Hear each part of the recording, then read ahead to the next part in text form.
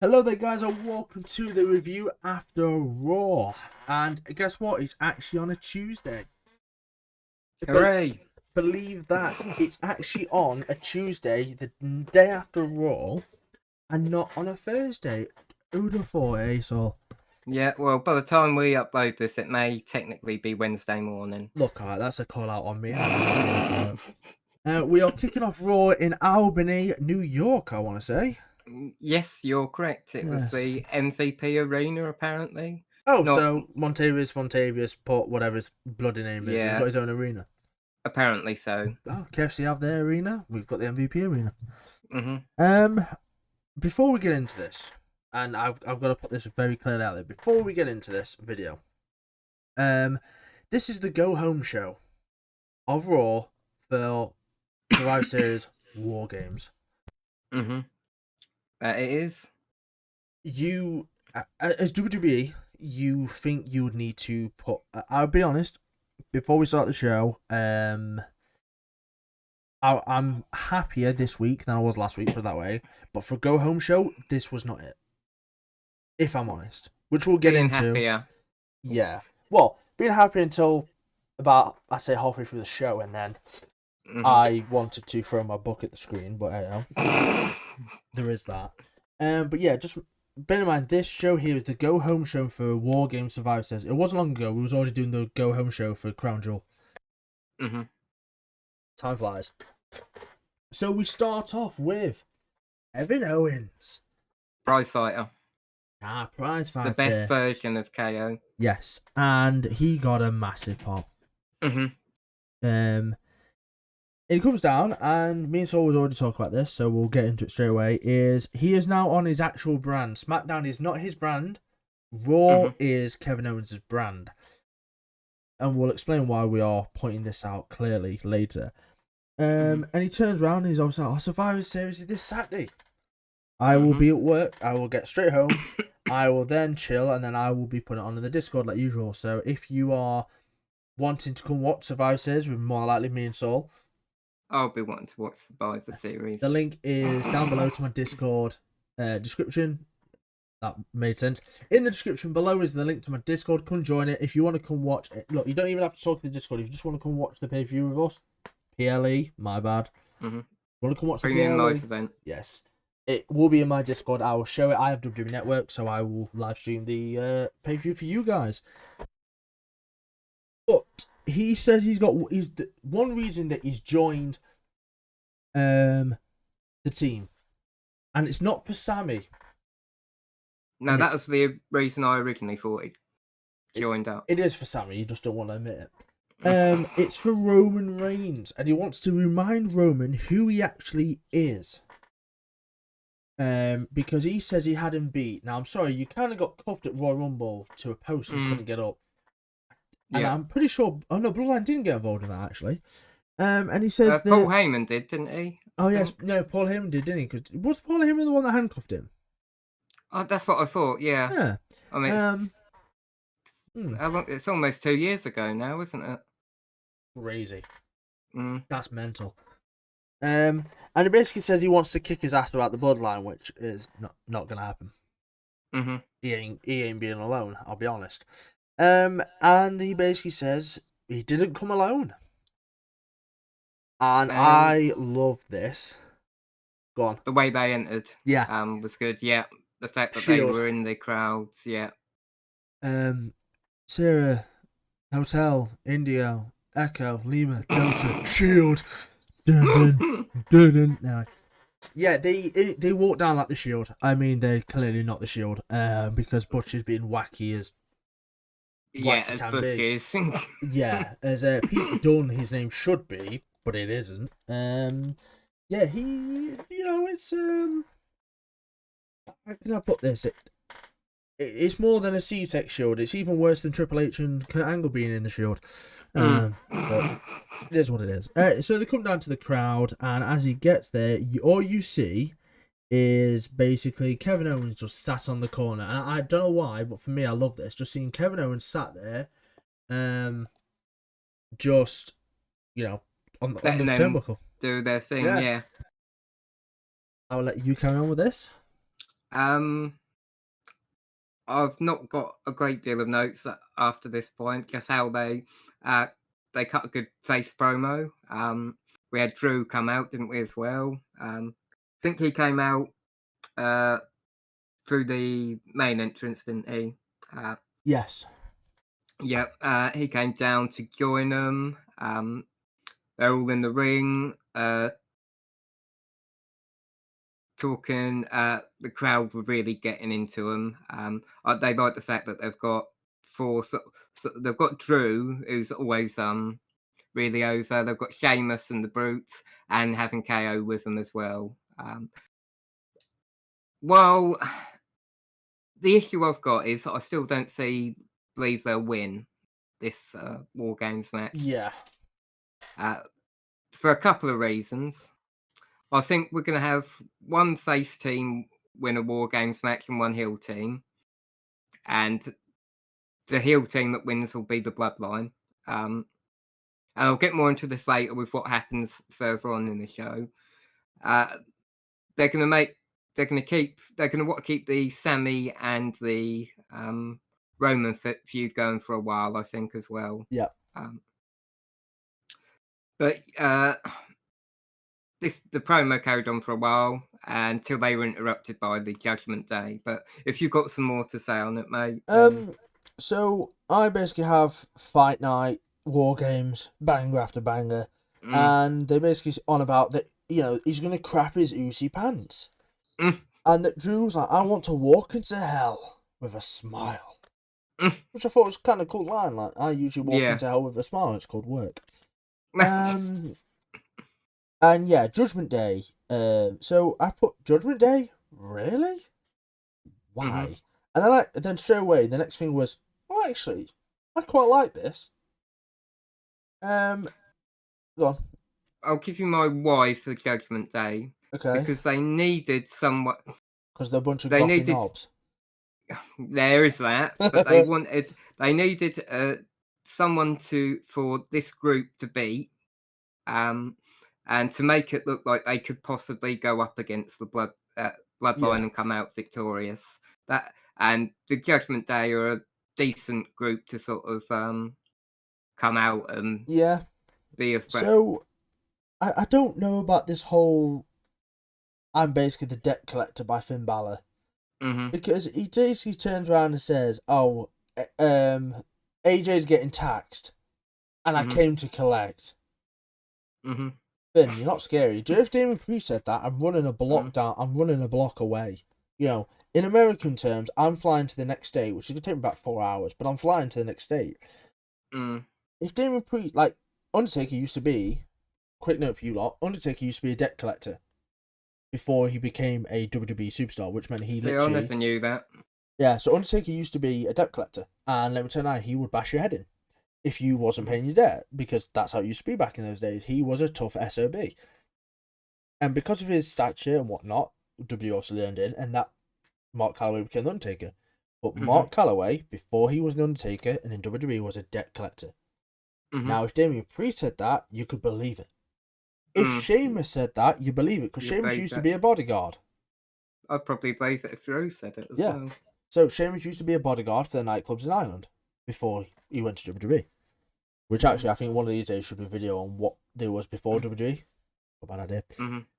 And basically, they're saying they don't respect Finn. Nobody respects Finn Balor because, Sheamus called him a plastic paddy, didn't he? A plastic paddy, and then he turns around and calls himself a salty Irish bastard. Yes. Now, thankfully, I don't earn money from these videos, so if you demonetize me, it doesn't matter. So all I'm putting out there is I'm quoting, and I quote, salty Irish bastard from Finn Balor. Just in case. And my next note was, we're getting a tag team match player. Yeah, showing Judgment Day to fight. And they accept, don't they? And everyone they run Judgment Day to run to the ring, get inside it, and pretty much straight away they cleared out of the ring. And we then go into Brutes versus the Judgment Day, the actual match itself.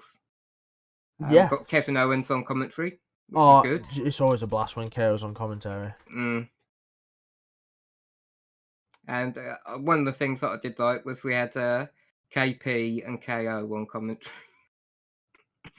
Kevin Patrick and KO, but Kevin Owens didn't like the fact that that was the case of being a KO after KP. Yes. So yeah, the match started off hot. Now, before we start, predictions as usual. I predicted the Brawling Brutes to win this match. Yes, yep. I had no doubt that they'd win. Yeah, I'll be honest. I'm gonna get to one later, and you know which one I'm on about. I predicted a certain someone until they changed the match. Yes, yeah, I know exactly what one you're talking about. Right. So, match starts so hot. For me, lovely work from Priest. I thought Damien Priest looked quite impressive here. There was a really nice Falcon Arrow by Damien Priest as well. This is all against Ridge Holland, by the way, who is not an easy man to pick up. No, he used to be a rugby player, didn't he? He's massive. Like, he is massive. Like, there's a reason you call him Ridge the Fridge. Because he is he's a man mountain. And fair play to the bloke. There's a nice bit where basically Dom goes in control of Ridge and it... What was it? Oh yeah, Dom hits a move on Ridge and basically Ridge kicks out of not even one. He just goes, yeah, no, if this ain't affecting me, lad, try again. I'll be honest, I kind of zoned out this match. For the simple case of, it started off hot and it looked good. I just could not get into it for the life of me, and I don't know why. I was actually more focused on Kevin Owens' commentary. There is that. Like, I just couldn't get in. I just could not get in flow of this. Like, I just struggled to get into this match. Don't get me wrong, it was a good match, and we'll see earlier. But to start off with, I don't know. I felt a little bit out of tempo with the match. Yeah, I mean, Dom was mainly only tagging in when he had an advantage, so it get Damian Priest or Finn would be in, and they'd be beating up Ridge Holland or Butch, and then as soon as they were down, Dom was eager for a tag, and they'd get tagged in, lay a few shots in, and then tag back out again.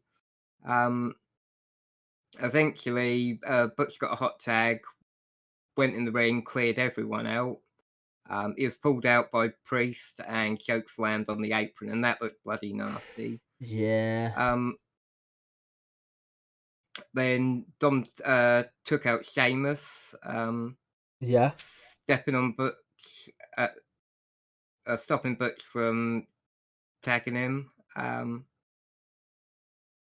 Got Dom versus Sheamus, but he runs, and then the OC came out to stop him from escaping. So, between all of this, there was a couple of chants of "Who's your daddy?" Again, great suplex from Ridge. Do you know what? I feel sorry for Ridge because a lot of people still blame him for breaking Big E's neck. And it's something that happens in wrestling. It's not the thing with wrestling, and I've never wrestled myself, but one thing I can say for certain is you will always risk injuring yourself every time you step into that ring and onto that mat. It's going to happen. Every time I go play football, I am risking my injury. Yes, it's not as much as WWE, but I know if I go onto that pitch, I'm going to risk myself to have an injury. It's just going to be there. You know, something pretty much with any sport, isn't it? Yeah, there's going to be an injury involved somewhere. Unfortunately, this is potentially cost Big E. We'll see, because he appeared in a ad. He appeared in an advert. Joe and Raw. He did the Daytona thing as well, didn't he? Did the Daytona, and he's also in this new credit card for WWE, and he's on about making pancakes and stuff. So, by the by, Big E might be trying to push for to come back. I don't know if he will. I'm sure I've seen him on Ups and Downs as well. Yeah. In the last few months. More than likely, probably. I just put other little bits is Butch versus Balor. Okay, I'm here for this. Kevin Owens on commentary is gold. There's a lovely tag team leg drop, which is, I think Finn has got a backbreaker going, and basically Damien Priest goes and does this leg drop. And it's such an Undertaker leg drop. Like, it's such an Undertaker leg drop. It's brilliant. Not the fingers, because obviously Butch likes to snap fingers, and I'm not about it. And that was Dom who did it too as well, which was a good job, yeah. And then my own other things really are that he basically sends Sheamus into post. He hides behind Rhea, which I thought was hilarious. And Rhea's like, yo, what are you going to do? What are you going to do? And then, we get to the point where Dom is basically trying to run away. Sheamus is after him, and the OC's music hits. Yep. Basically, block him off, don't they? Yeah. Go back in the ring. There's a lovely white noise from Sheamus here. It was lovely. It was like a swinging white noise. In all fairness. And then at that point, Dom actually tries a roll up. Yes. And I'm like, are you sure? And my favourite spot of this whole match. Did it involve the number 20? I evolved the number 20. So Sheamus goes to give Dom the 10 beats the 20 beats of the battering. He levered him. And I mean, in all fairness, Dom's got that protective gear on his chest. He's lucky it didn't rip. Because Sheamus battered him. And Dom looks dead after this. Oh yeah, no, Dom. Do you know what? Part of me kind of hopes he was dead, so you don't have to feel it no more. And he just turns him inside out. There's a bro kick straight after, and he went. Dom sold. In all fairness, Dom sold. Yeah. But my God, did that guy get folded inside out? Yeah, I've got turned inside out as well. Brilliant. And then, so the match ends. The Brawling Brutes win. Thinking, oh, this is brilliant. Judgment Day took the loss. I give this a 3.5 out of 5.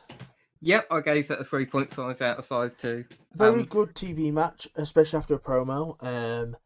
We had a little bit after, but before we get on to that, I think having Dom take the loss is actually what we need now.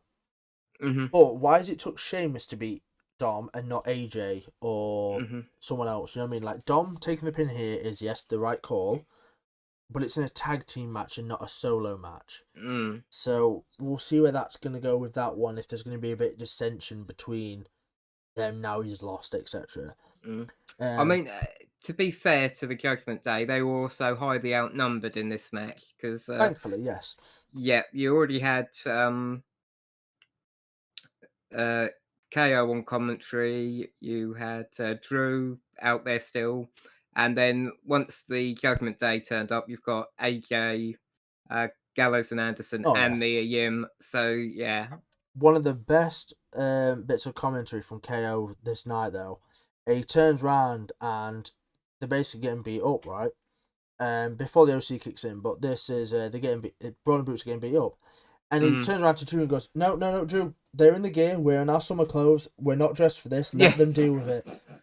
And I thought it was brilliant that they're not in wrestling gear, which actually becomes something later on in the main event, which I noticed. And that the only reason I noticed this is because of what KO says. Oh, we're not in wrestling gear. We can't fight them. We're just in street clothes. We can't touch them.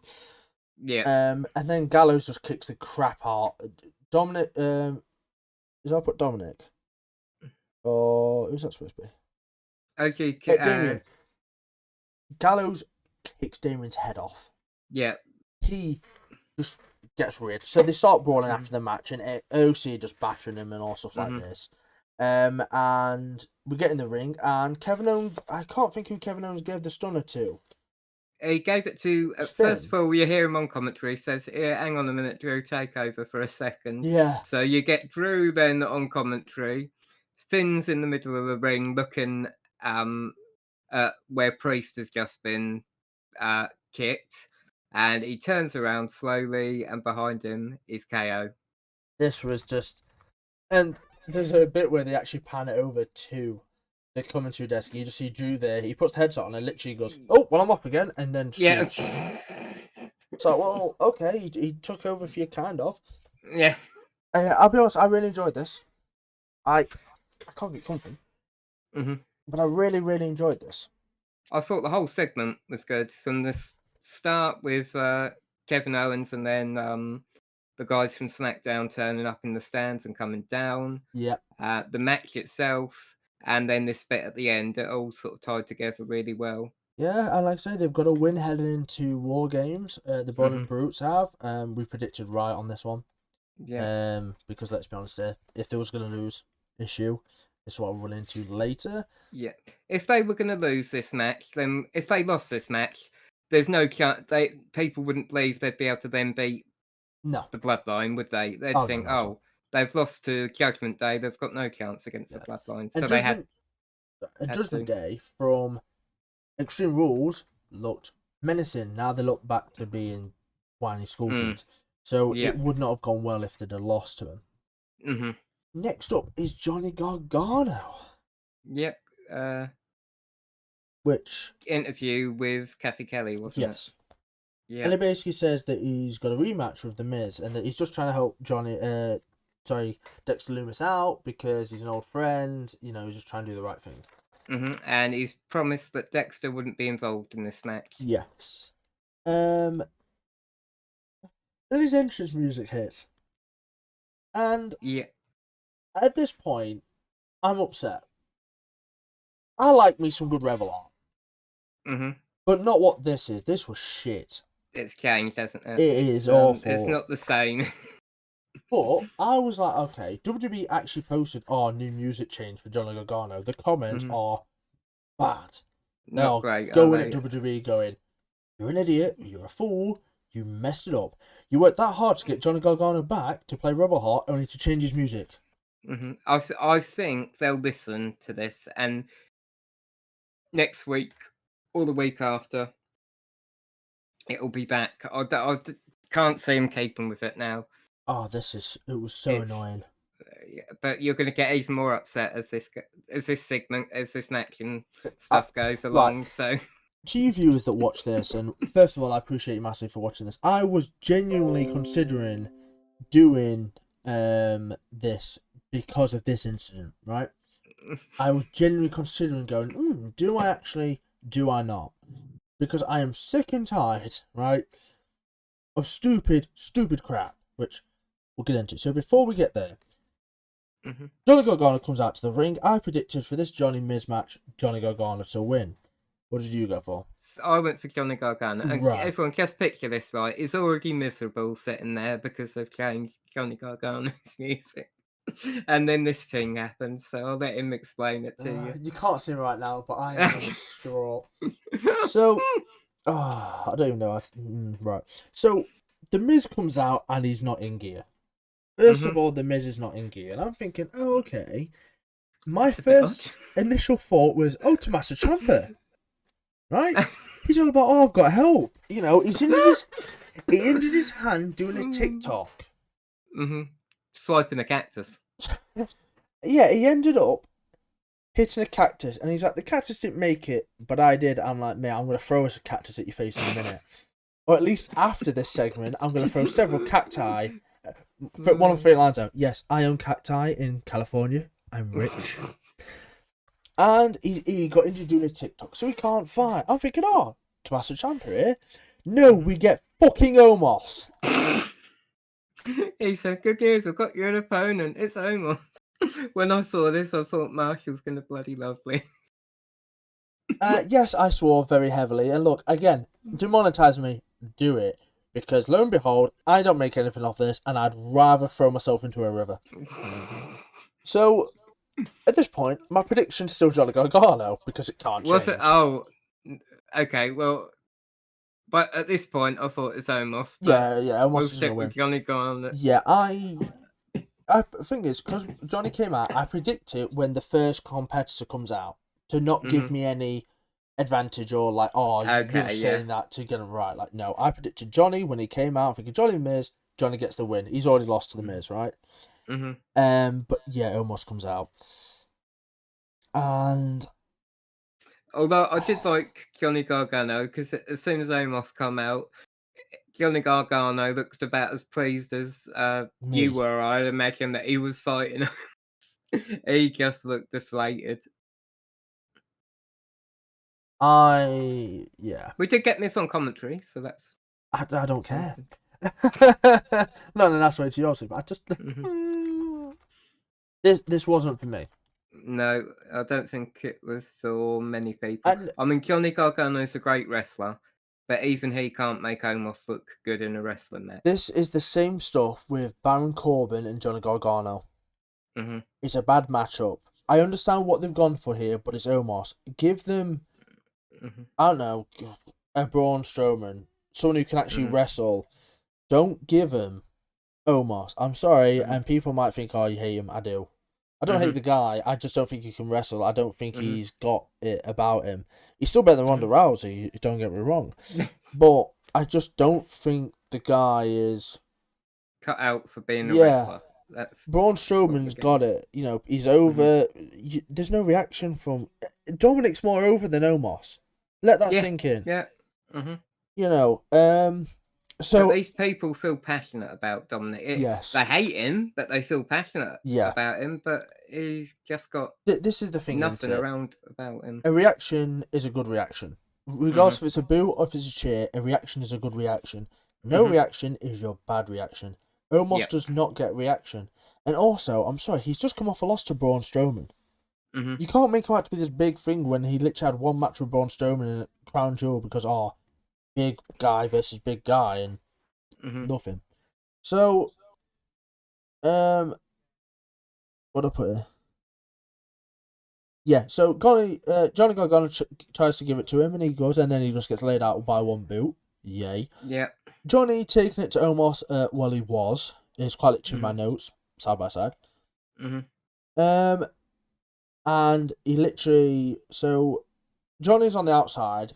Omos grabs Johnny by the top of the head, just drags him up onto the apron, which in all fairness was mental, but still Omos doesn't do it. And then Johnny gives it to him a bit. He moves out the corner, and I say there's not a lot of notes because there wasn't a lot of action.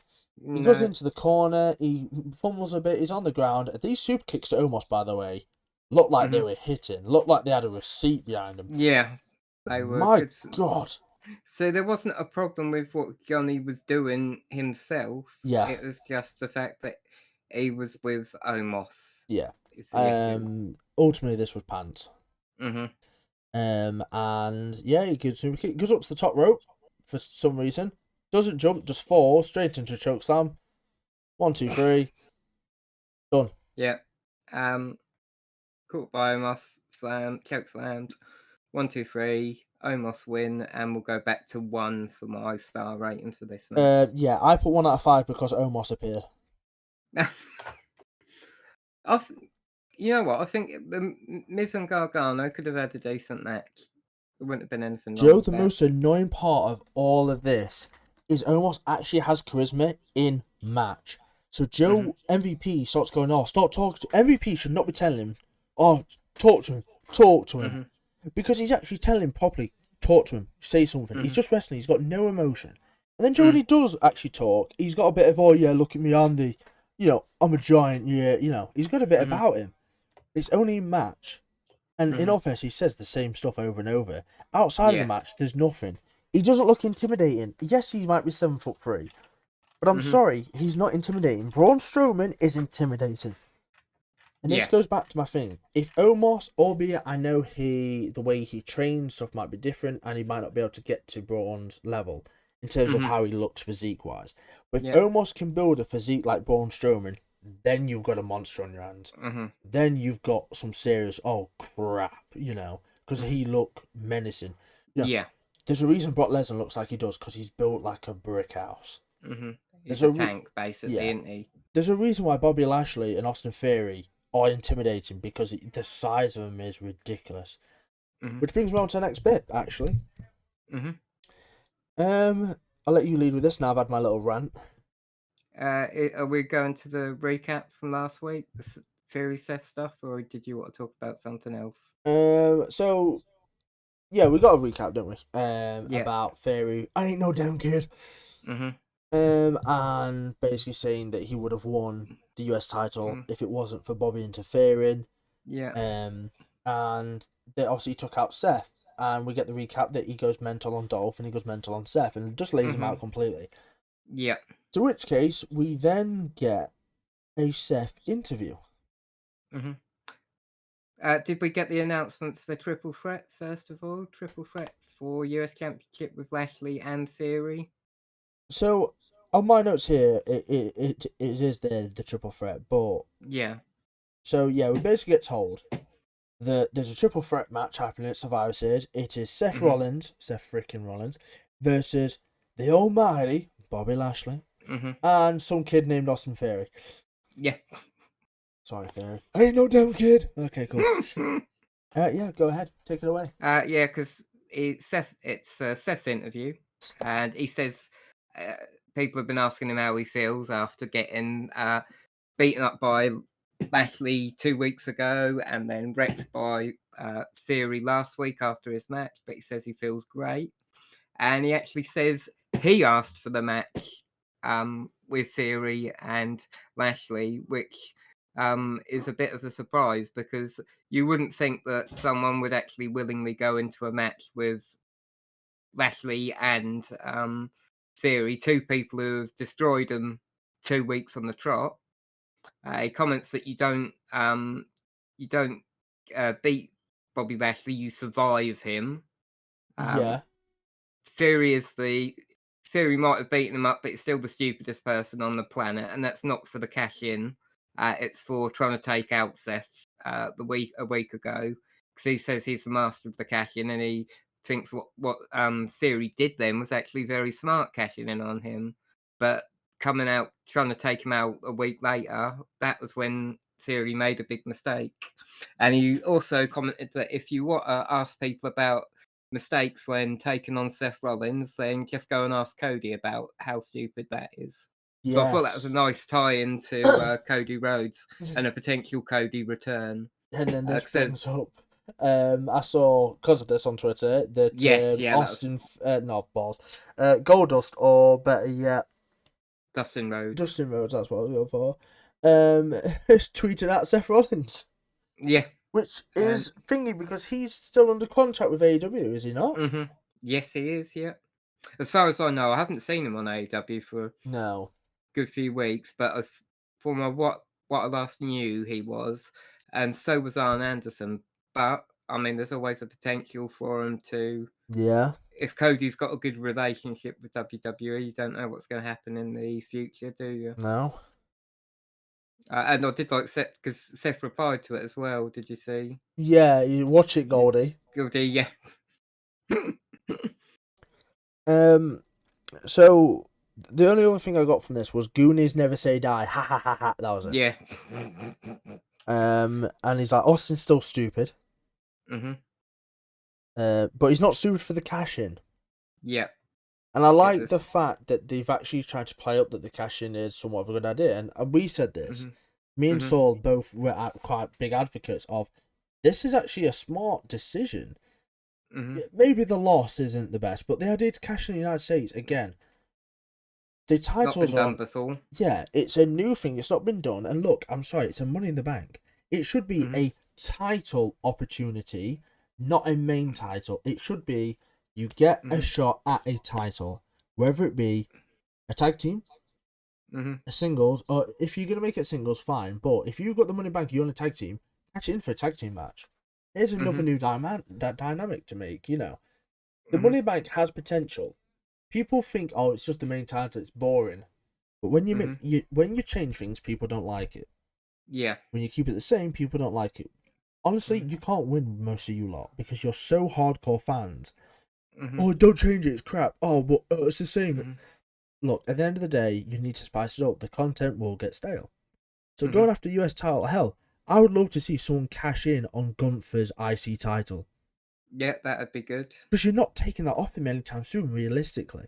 He's going to have a good reign with that.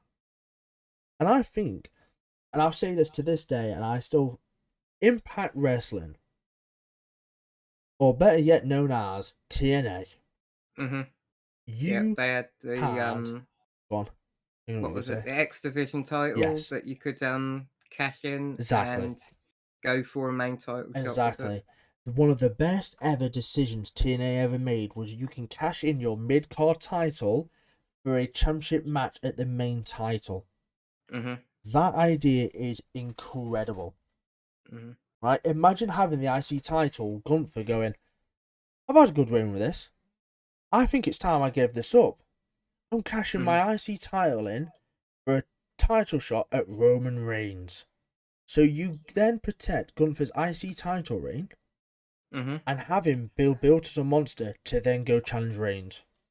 And even if he loses, you still protect. He still never lost the IC title. He gave it up for another title shot. So he could say, "Oh yeah, I might have lost, but I've never lost the Intercontinental title." Exactly, and I think if we're going to talk about AEW for a second very slightly, I think that's what Jade Cargill should do. She's got the second belt technically. Trade that in for a title shot at the AEW World Women's Championship.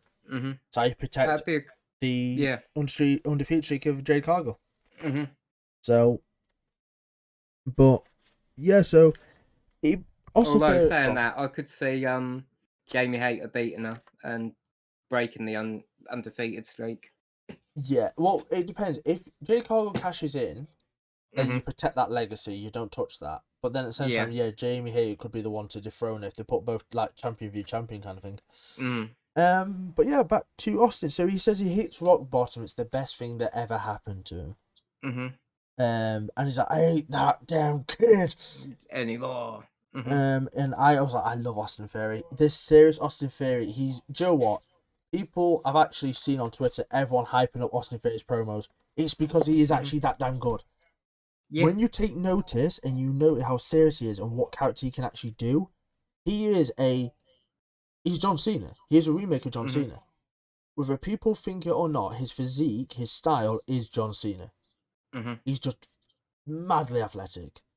I think the thing is, people haven't had a chance to notice this before, because in the past he was doing all this goofy stuff with Vince McMahon and all that. But now we're getting to see like a proper sort of aggressive, focused Austin Theory. I've got hope he wins title. Yeah, I said this a couple of weeks ago when this Bobby Lashley and Austin Theory, might have been last week actually, that I reckon that I thought there would be a triple threat between the three of them, and I thought it would make Austin look strong if he managed to win the title in that triple threat. Yeah. I just think here, I know we spoke about it a lot, but I generally do think here is a making of an absolute star. I do think this guy is going places. Because he has the ability, he has the talent. You know, he's built like a genuine shithouse. You know, he is built. He has the physique, he has the charisma. He's quite literally the total package. He is again. He's a new day John Cena. He's got the promo skills. He's got the ability in the ring, physique. Yeah. So I do generally think he's got, like I say, I personally love Serious Austin. I think it's incredible. It's the right move. And it's better than as much as I love the Pat McAfee versus Austin Theory match. Yeah, at WrestleMania. This is now where you look and go, yeah, Austin Theory is going to just decimate Pat because he should do. Yes, yeah. And a lot of people don't remember the Pat versus thing. I mean, Pat had a great showing in that match. But in this, it's literally a case of that people don't recognise that Austin Theory lost to Pat McAfee earlier this year. Someone who doesn't wrestle as much as what Austin Theory does. But you don't think that because Austin Theory is going toe-to-toe with Bobby Lashley. But first, let's get into this match and I'll let Saul continue. So, what match do we have? We've got Mustafa Ali versus Theory. First of all, Ali comes out, and straight away you could see he was taped up around the ribs from his match he was in the World Cup, wasn't he, on SmackDown, I think. Yes, versus Ricochet in an incredible match. If you're not already, check out the SmackDown review for my thoughts on that. Go and look at Theory comes out next, and thankfully, still no phone. Yes. So that was the first thing I was looking for when Theory came out. He needs a theme music change. Yeah. I think they're changing everything else about him. Yeah. Maybe if he wins the Intercontinental, the US title, then maybe once he's got that, they'll give him a new music. Yeah, to go possibly. With it. Very possible. I was pretty excited for this, although seeing Ali's ribs taped up, I my prediction was that we were going to get a Theory win. Yeah, because this we're is my pushing prediction. Theory at the moment. I couldn't see him lose, and then also they've made Ali look weaker anyway Yes. for the injury that he's already carrying. Theory goes straight to work on Ali's ribs, and that's something he focused on throughout the match. Ali did have a nice reversal into a DDT. There's a lot of back and forth for a while. Mm-hmm. And the next sort of big thing I've got about this match was a huge super kick as Theory rolls through the ring.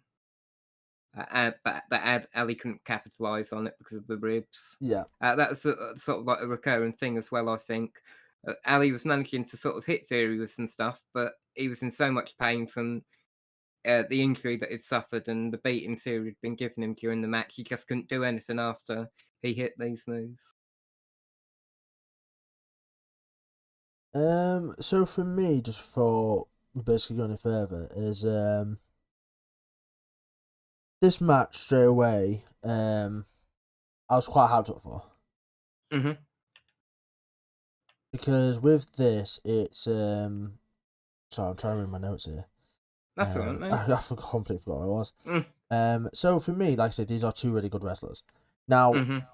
a couple of spots in there that got me was there's a really nice rolling. So the super kick was beautiful. Austin goes through the ring, through the ropes, and just gets laid out. Beautiful. Yeah. A lot of "Where's your briefcase" chants here, Mm-hmm. which was again quite nice. Great switch DDT. There was a lovely suplex. What have I put here? Top rope superplex that Yes. Ali counters into a powerbomb. That's the one. Yeah, just lovely stuff. Sunset flip powerbomb. Hits 450, but no cover. Yeah, That's it was again the thing. ribs, wasn't it? Yeah. He was rolling. I saw him rolling about, holding his ribs after he hit that 450 splash. Yeah. And Theory was actually quite smart here and started to roll out the ring a little bit. And I was like, okay. I was like, well, this is okay. I understand what you're trying to get from that, but if his ribs are hitting that much, you don't go for 450. No, it's a bit crazy, isn't it? Yeah, but like I say, this aggressive looking Austin Theory is just it. If I'm honest, A-Town down for the win. I actually thought he was going to go for 2 A-Town downs just to further emphasis. I'm still not sold on his finisher. I don't mind it. Yeah. Might be time for a new one or a second one once he's Yeah. Quite possibly. I did notice he was bleeding, had blood on his face at the end of the match, but I couldn't tell where that came from. The middle of his forehead. Yes, yeah. I hadn't actually noticed it before he got the pin, so. Sorry, go on. Yeah, so I couldn't tell where it came from. The last time I remembered looking at it before I noticed the blood, there wasn't anything there, and then all of a sudden, yeah, I mean, I can't think it came from the splash. No, but the thing is, he hit him in his obviously stomach, so I'm not quite sure as to where is you're exactly right where it came from, because it's just one of those cases of that, like, again, I'm trying to go back in my memory right now with the notes. The super kick was very early on, and it didn't hit his forehead; it hit his chin, if anything. The only thing I can think of is if they tried to put it there as a bit of thingy, because in all fairness, he doesn't have the blood in the next segment. Yeah. He doesn't have a mark or anything. So I'm not quite sure where the blood came from in all this. It might have been just to give him a bit of a vicious look, to have some blood on him or something. Yeah, I suppose so. Just to kind of put over, he's all bloody, he's all, look at him kind of thing. But yeah, he hits the A-Town down for the win, gets a very clean win, and I give this match a 3 out of 5 in all fairness. Yeah, I gave it 3 out of 5 as well. Like Good match. Yeah, I think it was hampered a bit by Ali sort of having to be injured throughout it and not able to do as much as he'd normally do. Yeah. I think with this, Ali just needs to step away from this thing. I think. I don't know. There's something just off with Ali at the moment. He's not being utilised correctly, I don't think. Well, because he had that stuff with Seth, and that sort of didn't really pan out into anything as a. No. It's become this multi kind of into multi-intertwining like story. And it doesn't work because Seth is only focused on Theory and Bobby. Bobby just doesn't give a crap. Theory is having a match with Ali for God knows what reason. He's not bothered about Ali, and Ali's kind of like the annoying kid Dom, basically trying to be involved. Yeah, and it's not a good look for him. He doesn't fit, does he? In this, No. And that's not to say he's a bad wrestler or anything. No, I really like Ali, but yeah, he just needs to, as you say, step away from this and do something else. And then we think, oh, it's over. No, we get a Bobby promo. It looks like Theory's about to go for another 8-time down or something. And straight away it's, yo, Theory, up here. And Bobby cuts a promo. Basically says, Bobby basically turns around and says, you want my attention, you've got my attention. How about I come down to that ring and we sort this, basically man to man, prove you ain't no kid. Kind of thing. So I was like, okay, we're going to get straight away a Bobby and Theory like segment. And then Bobby comes down to the ring and Theory's got a mind. And basically, Theory turns around and says, you're just upset because Brock kicked your ass. Yeah, he starts listing all Lashley's failures, don't he? Yeah. And the big one is Brock kicking his ass. And that did not go down well with Bobby Lashley. No, he was quite upset by it, let's just say. Now, I assumed it was just going to be a fight and not a proper match, so I didn't make a prediction. Fair play to Theory. He actually, to start with, he stuck around, didn't he? He didn't just leg it. Yeah, he toe-to-toe with him. That's like for 5 minutes because, oh my god, he launched Theory.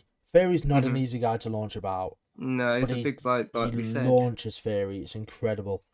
And then we get to a bit where they on the outside. Theory gets tucked over, and Theory hits Bobby Lashley around the back with a chair. Yeah. Doesn't faze him.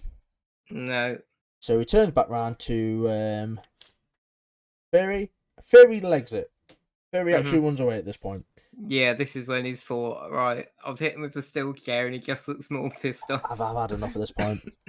So he goes into the back, and Ali's in the back recovering for his match. So Theory grabs Ali, pushes him into Lashley as he comes back to Gorilla, and then because of that, Lashley then takes his anger out on Ali.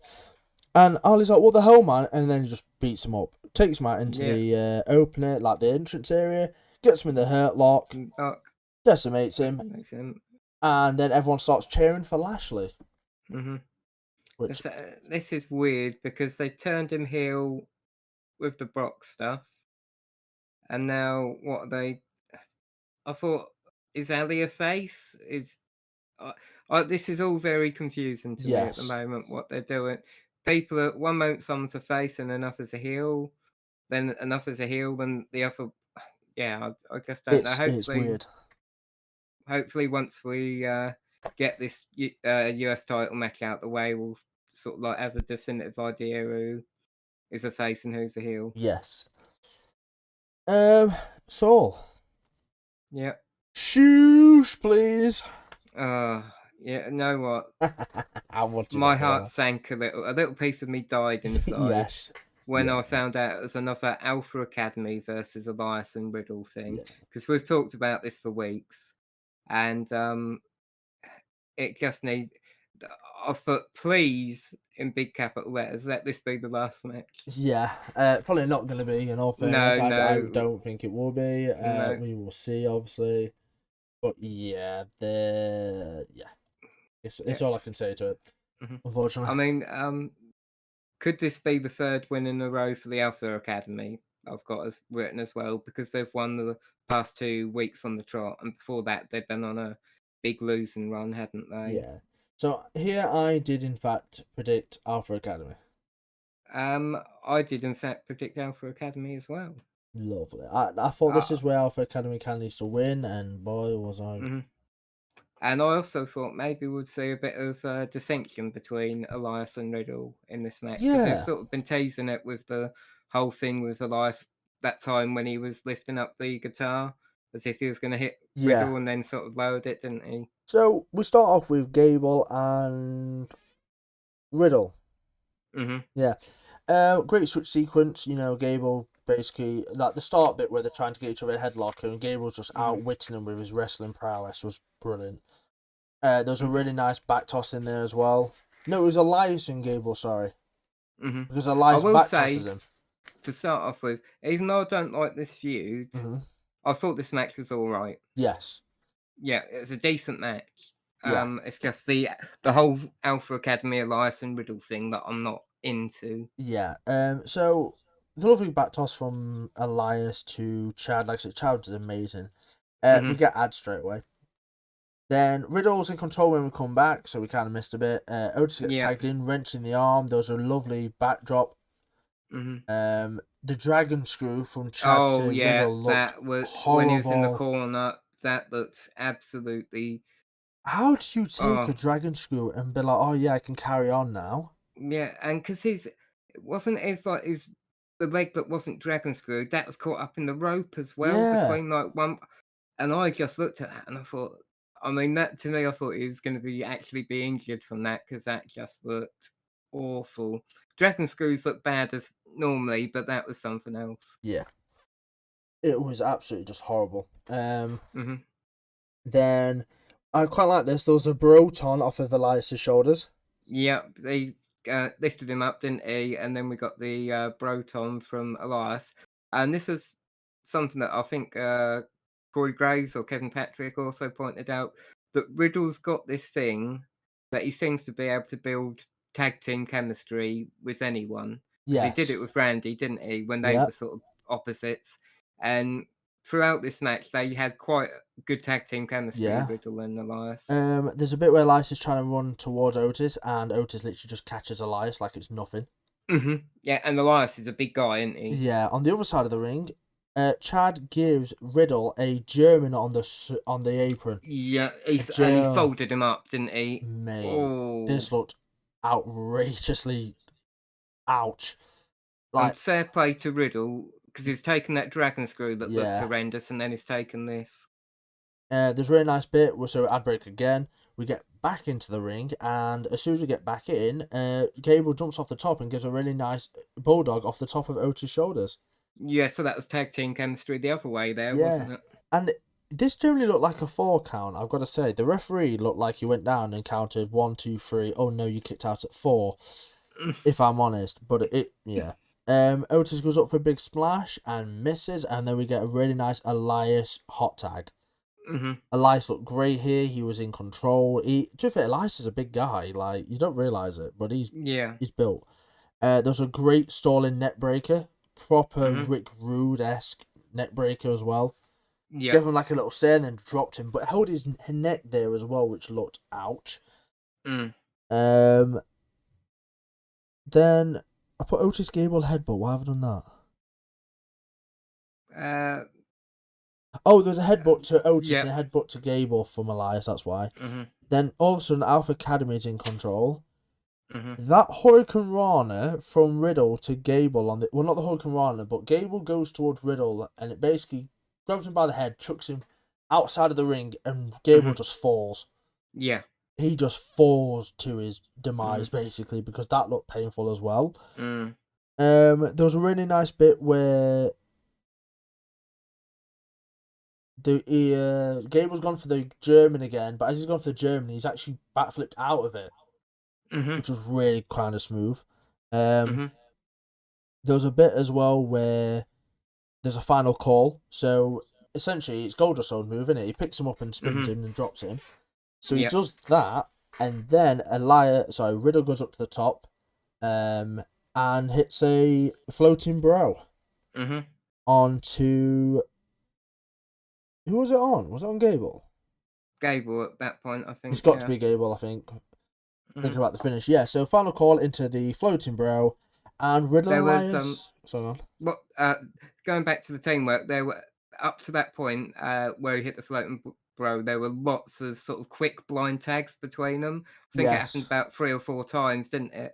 So, Gable wasn't quite sure who was the legal man, Yeah. and they're hitting him with all these different moves. And yeah, hits the floating bro. And Riddle and Elias get a win, and they all celebrate together. No dissension, no nothing. They look like an actual Mhm. tag team now. Yep, and that's God, a surprise. I give the match a 3 out of 5.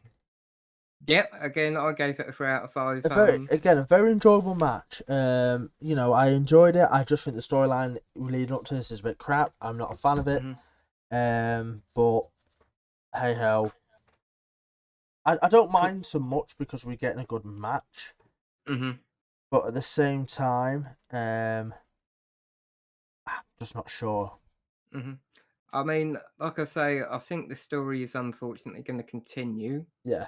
Um, the match itself, as you said, was fine. There wasn't anything. I mean, we've seen a lot worse over the past few weeks on Raw, haven't we? Yes. It's a clean finish, so that Mhm. was good. But yeah, we're just gonna have to wait until next week now, aren't we? See where this ends up Yes. going next. I don't know where this is going to end up. I really don't. No, I Um. mean, can we see Elias and Riddle going after the tag titles? Hell No. no. But one thing I can see hmm is the modern day wrestling god, Baron Corbin and JBL playing poker again. Yes, you can see that. Yeah. I like the little APA throwback. I do. hmm Don't get me wrong. I do enjoy it. Mm. But what I don't enjoy is what comes JBL next. and Corbin insulting Albany. Well, I don't mind that. It's more Okay, of yeah, what's that's. next because there's hmm quite the predicament here. hmm So they're playing poker. Pokemon. Sorry, they're playing poker, and Drew walks in hmm and basically turns around. And he's like, "Oh, why don't we just do Baron versus Drew for old time's sake?" Yeah, they had a WrestleMania match, didn't Yes, they? because Drew kicked out of the End of Days, the hmm only one to ever do so. And Drew basically says he respects his elders, but not So he's Corbin. not going to fight Yeah, JBL, but he'll fight Corbin. Yeah. and punches Corbin, gives him a cheap shot. I did. JBL did come back with one good thing. He asked Drew how Scotland are doing in the World Cup. Yeah. Oh, they haven't qualified. Oh, never mind. Yeah. But yeah, so it was like my next thing is I don't like this, hmm and this is sorry you were gonna say. No, you carry on, and I'll get to. I don't like this. There's a hmm good reason behind it, and hmm essentially, what it boils down to is you're building up Baron Corbin as a modern day wrestling god, hmm and with JBL, but you're also using a guy that's in a War Games match against the Bloodline in And Drew McIntyre. yeah, and this is the only reason that they've made Corbin lose in this match, and it's a bad decision because this War Games match, in long-term storytelling, isn't that important. This building up Corbin to be the modern day wrestling god, which they've been doing for the past 4 or 5 weeks, is important. But they want Drew to have a match tonight that's going to make him look strong, like he's going to stand a chance in this match against the Bloodline. So someone in WWE thought, oh, we'll put him against Corbin, who hasn't lost since he's been with JBL. Oh, honestly, And it's a very, very bad decision. I hate this. Like as hmm soon as it got announced, I was actually quite upset because I'm like, again, as all you said, you're building up Baron and you got Drew, and I'm sorry, but you hmm don't need these two to have a match. No, I mean, if they'd have had this match and Drew had lost, that would have been fine, but then that wouldn't have worked because Drew can't go into this War Games match with a loss. Yeah, Um, they just shouldn't have been having this fight at the end of the day because both of them, it hurts both of them, whatever the result is. yeah. hmm I'm not a fan of this. Look, I'm looking for the No, notes, and I've got a few notes on it. Don't get me wrong, I've got quite a few notes. Yeah. but like the match itself wasn't bad, but I just think this going hmm forward was maybe not the best decision. No, I'd have to say, if I'm honest with you. no, I'd definitely agree with you there, mate. It just didn't make sense to have this match. No, like I said, it's just a bit off, unfortunately. hmm Right, so First of all, prediction. yeah, Drew. I went for Drew as well. In I my mean, head, it had to be Drew. yes, and that goes back to what I said about having him win before War Games. That was Yes. my sole thing. Yeah, this had to be Drew. Mhm. So I put Drew versus Corbin. Mhm. Drew lose before SummerSlam, Survivor Series War Games? Really? And I Mhm. put it a question mark, and I also put after it, please no. Mhm. Because there is that. So I've got Drew's got his sword out yes. because he did have his sword out. So we start off, and Drew basically overpowers him. Mhm. Baron Corbin gets a bit of control, but my God, there was a really nice stiff clothesline here. Mhm. Near enough at the start, it's just a stiff clothesline. But let you take over with this one. Basically, this was a big meaty men slapping meat match, really, Yes. wasn't it? Yeah. Got two big guys, Drew and Corbin, and started off with a little bit of back and forth, and then, like you say, there's that big clothesline, stiff one that Corbin delivers. Uh, we then get Corbin driving Drew into the ring post, and he starts to take control Mm-hmm. from that point. He drives his shoulder again into it later, so it looked like he was sort of focusing on Drew's shoulder and trying to take away his arm. Uh, Drew got back into it for a while. He almost hit a future shot quite early in the match onto Corbin, but Corbin got out with it and then hit him with a Michinoku driver. Was That nice. was a near, yeah, it looked nice. There was a near fall there for Corbin. Um, then Corbin got thrown to the corner. He rolled out and did that sort, that rolly out, rolling in thing he does, Yes. where he sort of sets up for what looks like to be a clothesline from hell, but he doesn't really. I don't think he's ever hit it, or he hasn't hit it for the past couple of weeks when we've been watching Raw. But instead, he took a Glasgow Kiss. Um, there's probably some more notes you've got because I don't think I've got everything here. There's a lot going on. Yeah. Uh, Let's have a quick gander, shall we? So I have Baron into barricade, lots of chops. Drew mhm, into post, stomps away. Corbin sucks chance. Then we mhm, get told Asuka versus Rhea as the advantage match later. yeah, mhm, There's a lovely exploding suplex from the corner. He just mhm, launches Corbin and really nice kip up. Michinoku driver. He caught Drew, which is hard, and he gives him a fall away slam. yeah. That was pretty painful. And it's JBL's move as well, so. Mhm, yeah. The headbutt, the Harking back to Glasgow that. kiss, as you said, just made Mhm, noise.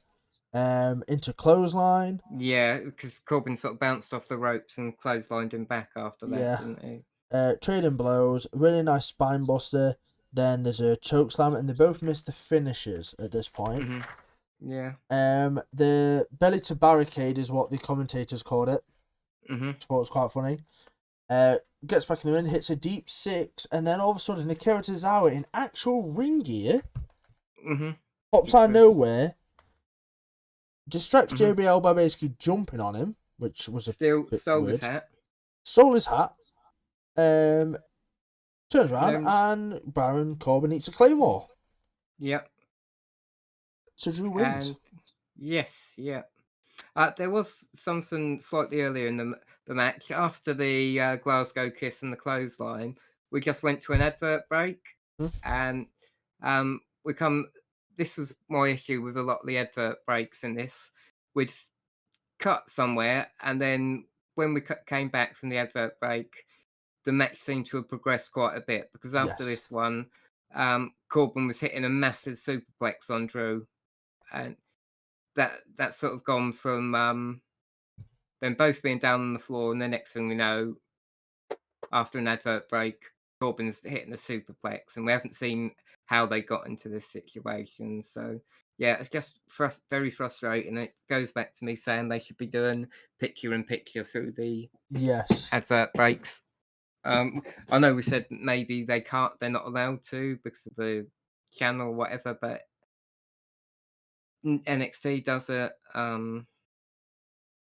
AEW does it, obviously. This is the thing. We are missing quite a bit of context without picture-in-picture, and it's very annoying. As we said, as I said on SmackDown, we just seem to lose so much of one of the matches because ad break. It completely changed. I missed a superplex from Ricochet to Ali in an ad break. Yeah. Like, I'm sorry, that should be on TV, not during the ad break. I know you're supposed to give the crowd this something, obviously, because they've paid to see it. But also, at home, you're putting this live, you need to put that superplex on TV and not during the ad break. Yes, it got replayed on TV, but it's not the point, is it? It's supposed to be, on TV first. And when you go to ad break, it's like a couple of little diving moves here, there, and whatnot. Would do it. But it didn't, unfortunately. But yeah, I definitely And this was a recurring problem throughout the whole episode.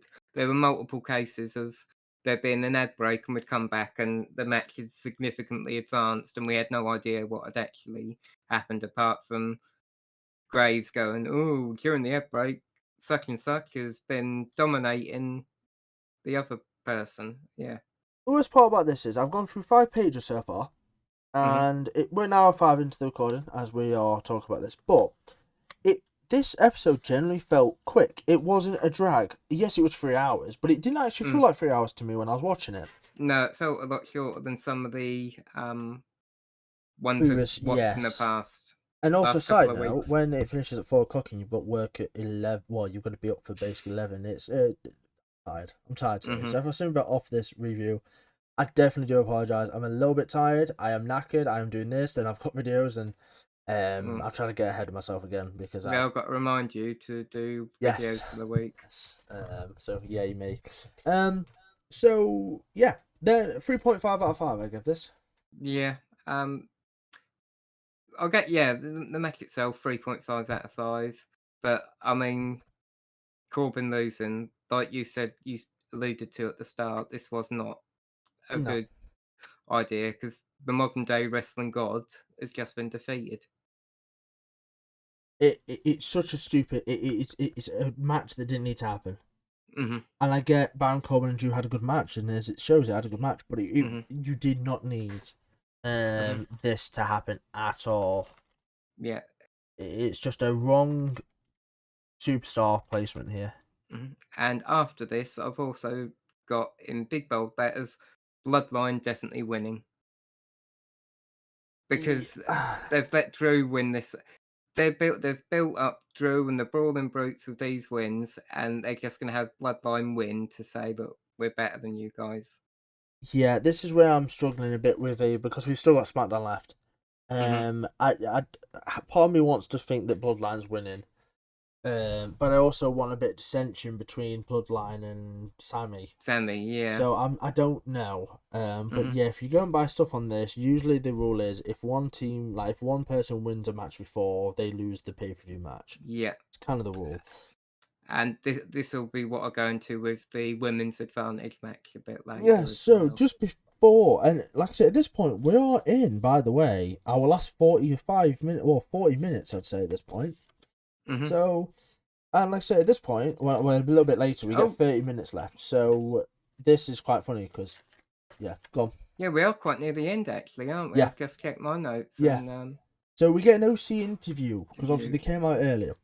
And apparently, Finn is going to get a phenomenal beating. We really have to try and put phenomenal in everything now because he's a phenomenal. He's a phenomenal AJ Styles. Yes. That and that. Finn says yes. Finn says he's going to dance with the devil. Are we getting Demon Finn? Yeah. Are we getting Demon Finn Balor for because they did it before? So AJ versus Demon Finn Balor, basically. Yeah, as soon as he said that dancing with the devil line, and claims he is the devil, then I thought Demon Finn. And basically, we didn't get to find out much, did we? Because no, just fighting, shoot. Just Rhea came in, attacked Mia Yim. Mia Yim. Actually, I've just rechecked the WWE. So get this, me and Saul's been on about this, right? So WWE officially changed the name to Mi-chan. WWE have now since replaced her name back to Mia Yim as Michan as a nickname. What, in the last hour or so? Yes, We've been doing this I've been podcast. checking Instagram, I've been checking Twitter and whatnot whilst I've been on. So if you see some pictures go up, I've been going back and forth on wrestling stuff, and double checking and writing stuff in. And I typed in Mia Yim, and it is Mia Yim. It's no longer Michan. Oh, that's good then. Yeah. Yeah, I'm so happy with that. Michan's a nickname and not the actual name. Okay. Thank you.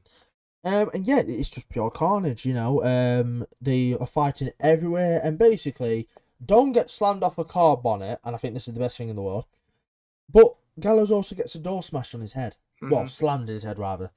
But yeah, the camera work here was actually really cool, because they used like a top angle down camera on the car area, basically, and just started brawling all of them. So yeah, it's like, I suppose it was like meant to be a CCTV camera or something that was recording it. So I actually didn't quite mind this, because it was quite a fun way of doing this. It also explained why Mia Yim wasn't out in the next bit as well, didn't it? It were yes. So like I say, Mia gets attacked. You don't actually see Mia and Ripley go outside. They stay inside. No. It's only the OC boys and the Judgment Day boys that go out and fight in the parking lot. Yeah. So it's quite nice to have a parking lot brawl as well. Yes, it's been a while, hasn't it? At this point, 30 minutes left of the show. Oh my! And did the Oscar rematch go on for? Well, there was a bit afterwards, wasn't there? But a bit still, before it, a bit afterwards. Yes. The match actually went on that long because there was 1, 2, 3, maybe 4 ad breaks in this match again, alone. This is what I'm talking about. Advert breaks. It's bloody ridiculous. So first of all, Bianca's team is coming out. So it's Bianca, Asuka, and Alexa. And they come out to the ring. They're doing the hokey dokey turnaround and all that stuff. I'll be honest. Asuka has charisma here. Alexa just like she can't be arsed. And Bianca is Bianca, over the top eccentric. And I mean, I quite like Bianca personally. You know, I really do quite like her. I just think this is a bit odd from Alexa, really, but we'll see. Corey Graves did point it out during the match that she seemed quite apprehensive, and maybe she wasn't into the War Games match as such. Which is weird, considering that you are literally on the team for War Games. Like, you may be scared, fine, fair enough, but at least have some excitement, or at least show you're a bit scared or nervous. There was no emotion at all at this point. We did get told that we're going to find out the 5th member of the team at SmackDown. And the crowd reacted badly to this. There was a lot of booing, wasn't there? Yeah. And considering these are meant to be the babyface team, so having them getting booed. Bianca basically cuts a bit of a promos, and we get good cheers for Alexa, great cheers for Alexa in all fairness. And they say, they're revealing their 5th member on SmackDown.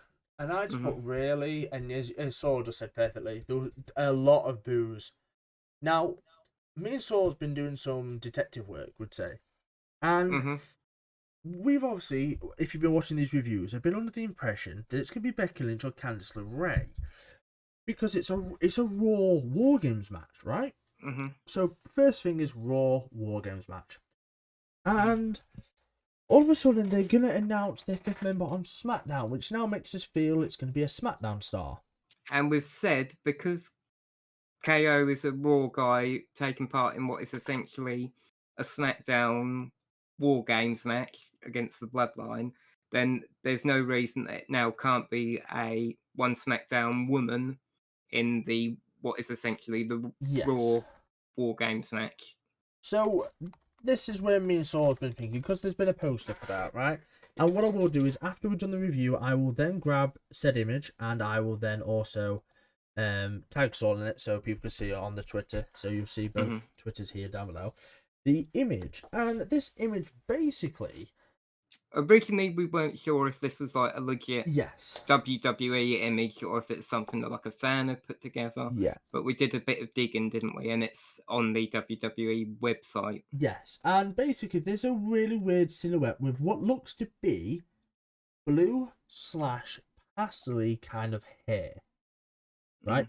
And quite a distinctive face face in under this hood, right?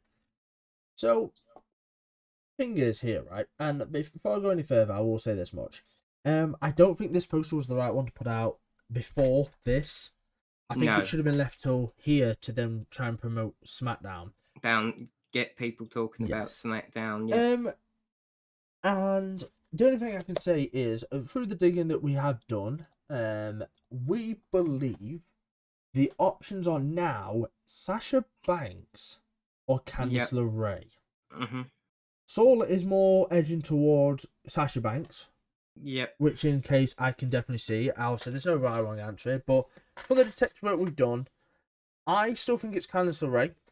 We definitely don't think it's Becky anymore. We don't think it's Becky. We think Becky. She's been saved for the Rumble. Yeah, we've heard and seen that Becky has been discussed for War Games, but it doesn't look like it's going to happen. If you're going to go by the picture that WWE put up, it is Sasha or Candice. I think is the hair two. Color. Yeah, hair color wise, is the two people that kind of scream out with that. Sasha's hair being blue, Candice Le-rae having the pastel look, right? Now, the more you can look at it, the more you can deduce for yourself who it is, rather. I'm going on the nose more than anything. Yeah. To me, the nose seemed quite flat and long, which is like Sasha's. And for me, on the hair basis, because of the way pastel looks and stuff, that's why I've gone Candice. So, let us know in comments, is it Candice, is it Sasha, or is it someone completely different? One of the questions for the description for you guys to keep looking out for. I mean, we did think on the SmackDown thing, those two were the only ones with like the dyed hair that it could be, and it's definitely dyed hair. Yes. There's no mistake in that, is there? Oh no, not at all. So from this, right? We then get, I say Bailey coming out, but Rhea Ripley's music actually finally hits. Right? Rhea Ripley has had a music change. I've known this for months. I've got her song on Spotify. I love the song. But it's not been played properly because she's not had a match. She's not had a match in months. And the commentators she's been part of the Judgment Day, hasn't she? Yeah, and just not had a match, has she? And I love the theme song. Oh, she did have one match that we're forgetting about. Against Thingamajig on Roxanne Perez on NXT. That was before Halloween Havoc, the trick or treat thing, weren't it? Oh yeah, of course it was. Yeah, it was. Yeah. Cora Dre, Pick Your Poison. That was Pick Your Poison. Yes. But that's the only match she's had. Yeah. So Damage Control, Nikki Cross and Rhea come down to the ring, and it's a 5 versus 3. First of all, Mia Yim's not here at all because presumably she's been took out by Rhea. And now we get the Rhea versus Asuka match. I predicted Rhea Ripley here. Yes, yeah, I did the same, and I'll get onto it all once we get to the end. But this is this goes in line with like the same thing that we've been doing all night with the Brawling Brutes winning. Yes, so we start off with a really nice duck and weave from Rhea. So Asuka's trying to, Asuka's trying to use her speed and strength to hit Rhea, and Rhea's just going nope. Nope. Rhea overpowers Asuka. There's some really nice kicks to the head. There's a really nice, I call it a shotgun drop kick. Yes, yeah, I love definitely. it. That's how I'd. And Asuka when she hit her off the top rope to the outside, yeah. Now Asuka hits Rhea with this slap. And I originally slapped the biatch out of her, but I've now decided to call it slapped the mammy out of her. That's a good one, actually, mate. Yeah. Yeah, and then there's an ad break at this point. One of the first of many. Yes, and then time for you to carry on. We come back to Rhea beating on Asuka in the corner. She goes to shoulder. I'm presuming she'd been manhandling Asuka the whole advert break, but we weren't really told. She goes to charge Asuka in the corner and misses and slams into the post. Yes. And she hit that post hard as well. That was a hit and a half. I've got a turning point, question mark. Asuka started to sort of build up a bit of momentum, hitting a load of quick strikes and then a nice German suplex. But then almost straight away, Rhea recovered from it. Got Asuka in the prison trap. I believe is it called the Pigeons? Yes, I'm sure that's yeah. what they called Oh, it. that's quite far down actually on my notes. Oh, I must have missed quite No, a I bit didn't. then in the No, to be middle. fair, there was quite a bit where I didn't kind of. I think I made too many notes in all fairness. Okay. Um. You might as well catch up with some of the stuff that you've So, noted then. So there's a bit where there's a bump to the face, which I think's on the outside of the ring. Rhea's just walking around the ring like, yeah, I own this. Oh I'm yeah, what? she walked around the outside quite a bit, didn't Yeah. she? And Caught Asuka midair, and then second put slaps the piss out of Asuka. Because my God, these ladies absolutely slap each other. Taking a time, really nice stiff clothesline from Rhea to Asuka in all fairness. And then the commentators start going on about WrestleMania. Now, bear in mind, I was also at Modmania for WrestleMania. So you think I remember these matches. Apparently, Asuka and Rhea had some kind of match at WrestleMania. Yeah, it was a title match. That was where Rhea won her first title, but it wasn't the Modmania you were at. It was it the last year? previous years, yeah. See, I remember WrestleMania? I don't. And that'd be why. Because I could not... I completely forgot that Rhea and Asuka had a match, in all fairness. Whoops. Yeah. It was... Rhea won the title from Oscar, and it was that was the first time Bianca won her title as well. Oh yeah, and that was against Bailey, but it could have been Sasha, one of the two, Bailey or Sasha. Really nice switch ankle lock, and there's a bit where I literally say that Rhea just ragdolls Asuka. More slaps, they end up just slapping the crap out of each other again. Drop kick for the... I realise where I've gone wrong here. I've actually, because we picked up from an advert break, I've picked up from the second advert break. Nice. Drop kick for top rope. Rhea launches herself into the corner. Obviously, doesn't there. I'm pretty sure there's an ad break here somewhere. Yeah, so Asuka now back in control. There's a leg lock German suplex, which was beautiful. And then, yeah, now we go into the prison trap submission here, which, by the way, looks good. It looks painful, don't it? Yeah. Not for me, thank you very much. And then, also, you can pick up from this. Yep. Oscar was sort of trying to crawl to the ropes, wasn't she? She's getting pretty close. But in the end, she rolled through and sent Rhea outside. Rhea then climbed up to the top rope as she was trying to get back in. And Oscar sort of grabbed her leg, I think it was. Yes. And the way Rhea fell, I don't know if she was meant to land like that, because it looked like it had gone a bit wrong to me, the way she sort of came down. Oscar then sort of went to start running towards the rope, came back and hit quite a nice sliding knee on Rhea while she was down. Got a near fall there.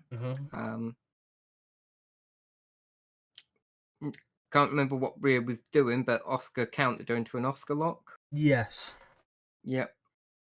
So, Riptide. She went for Riptide. Yeah, Riptide. Yeah. Yeah, I've got actually that word. So, yeah, that rear top rope, right? That landing from the top rope was awful. But Asuka literally grabs her by the leg, pulls her off, and it does not look fun at all. That genuinely looked like it could be a concussional injury, because that was battered. Now, just in this, we've not noted, but during this whole thing, we get obviously Alexa and Bianca come down to the ring to start off with, and you've also got Damage Control and Nikki Cross. All of a sudden, they're in their own respective backstage areas. Yeah, they've gone away, haven't they? Yeah, which was a bit weird. And then all of a sudden, we get to a point now where there's a really nice suplex pin, the Riptide into Asuka lock, and all of a sudden, Damage Control disappear out of nowhere. Yeah, I think what's happened is one of these ad breaks, they've turned up, haven't they? Yeah. Obviously, we haven't seen it. Because ad breaks. And then, obviously, but like you say, they've been sitting in their locker rooms, because like Nikki Cross was in a locker, weren't she, looking at the wall? And then all of a sudden they're out there. So very weird, wasn't it? Yeah, so Damage Control come out ringside. An armbar gets applied by Asuka, properly cinched it in, and then all of a sudden Rhea hits the Riptide to win. Yep. So advantage damage control for Advantage the War damage, Games. yeah, advantage damage heals for the Survivor Series WARGAMES match. I give this match a 3.5 out of 5. Yeah. Again, that was a decent match. I gave it a 3.5 out of 5. So, Did we do predictions at the start? yeah, we did Rhea. because I said Rhea. Yeah.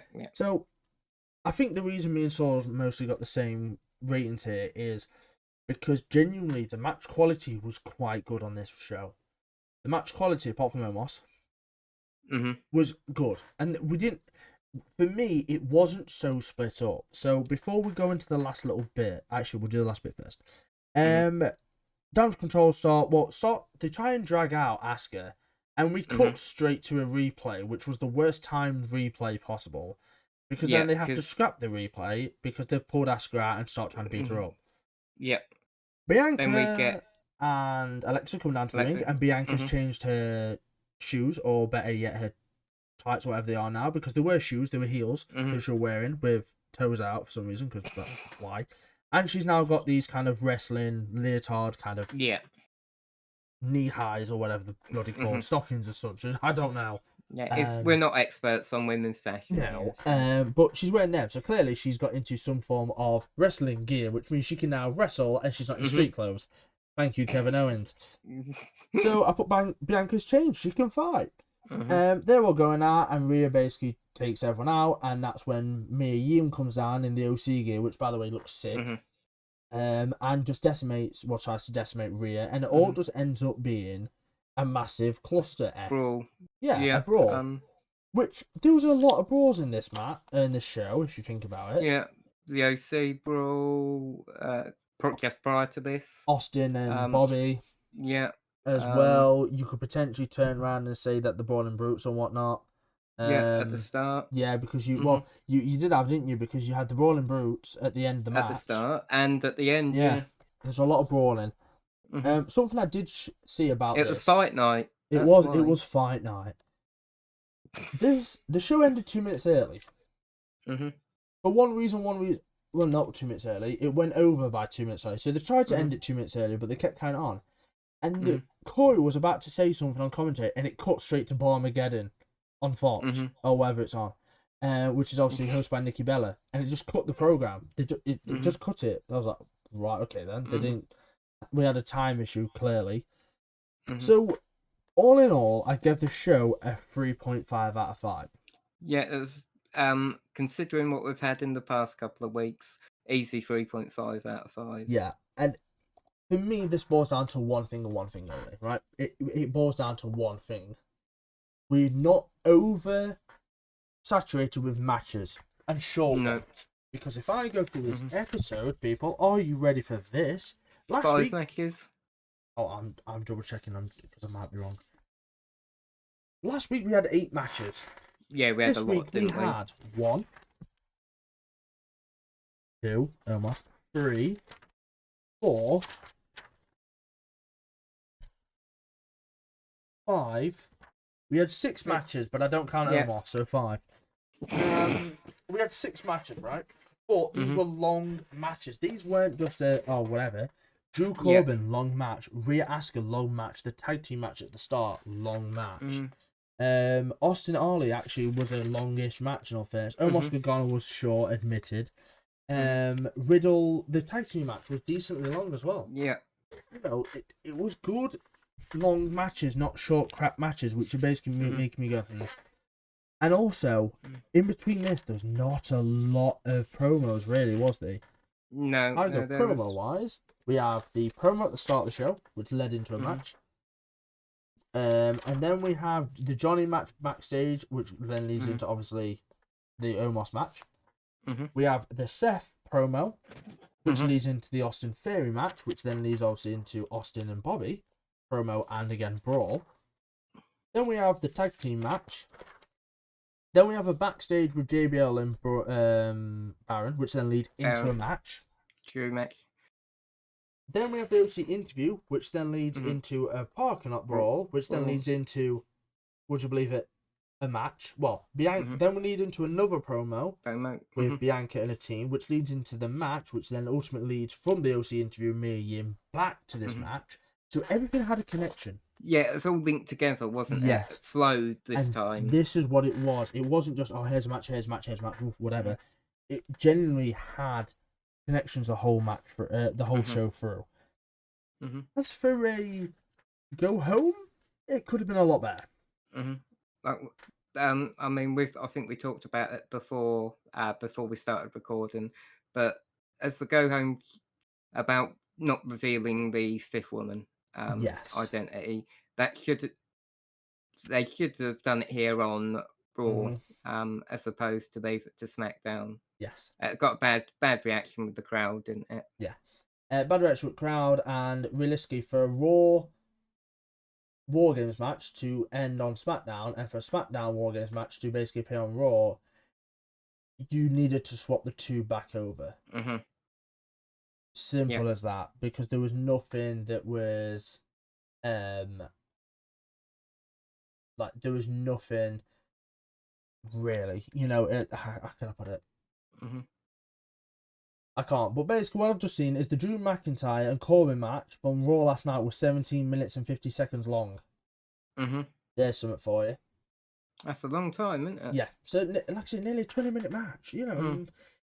So we got a couple of these, didn't we? Yeah. So all in all, 3.5 out of 5. Now, the worst and best superstar of the week out of one of our favourite things. I know we're both going to have the same worst Right, one. let's be honest here, people. You guys watching, you will know. Omos is the worst wrestler. If you've watched any of our ones. Omos is the worst wrestler to ever step foot in a WWE ring. Even James Ellsworth has more charisma, more of a chin, and more wrestling ability than Omos. So Omos is the worst wrestler of the week, and worst wrestler of the year, the decade, the century. Possibly, we won't say millennium yet because it's still no millennium. Omos is the worst wrestler of the millennium, and also of all time. Imagine if he sees this though. If he sees this, I hope he sees this. He's a lovely bloke, I'm guessing. He's an absolute lovely bloke, right? You know, most of these people are, but I'm sorry, he just hasn't got it. Saying that, Casper the Ghost over here hasn't got it either, so there's that. So me and Saul have both agreed the worst is Omos. You didn't need to bury Johnny like that. There's no need. No. I get what they're trying to do. It didn't work. However, best wrestler of the week. This is quite hard this week. Yes, yeah. This is difficult because we obviously don't base it on wrestlers as an ability. We base it off kind of the episode that they've had. Right? And I think for me, I'm gonna have to go with. Is it a female one? Because if it is, I think I know who you're going for. No, actually, it's not. For me, the best wrestler's got to be Austin Theory. Again, simple case. He's in this triple threat match, which is massive. Bobby and Seth. He had a damn good match against Ali, and essentially overpowered him. He stood toe to toe with Bobby Lashley, albeit he ran away, but he got the better Bobby Lashley because he shoved Ali into him.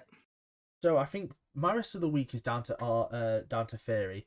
Promo was incredible, wrestling was incredible, and the way he's been pushed and portrayed as this genuine, like, you know, angry guy that ain't no damn kid no more.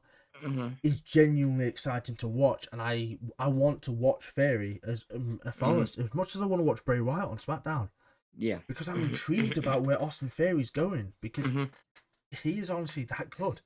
So for me this week, it's going to be Austin Theory. If I had to pick a second as like a kind of backup, the second best wrestler for me would be Kevin Owens. Sitting back on my screen is brilliant. Love the guy to bits. Think he's brilliant. He's overdue a title one. And again, being on commentary, he's gold. Just sat in the corner for the entrance. Like, he didn't do a lot, but he did a lot. If that makes sense. You know, he didn't. Simplicity is key, and that's what he excels in. But for me, Austin Theory. Yeah, well, I've gone for a woman's wrestler this week, and I've decided it's Rhea Ripley.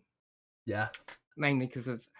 Even right from the start when she came out with the Judgment Day and the Brawling Brutes and that were in the ring, she was telling them to shut up, Drew. She's gone.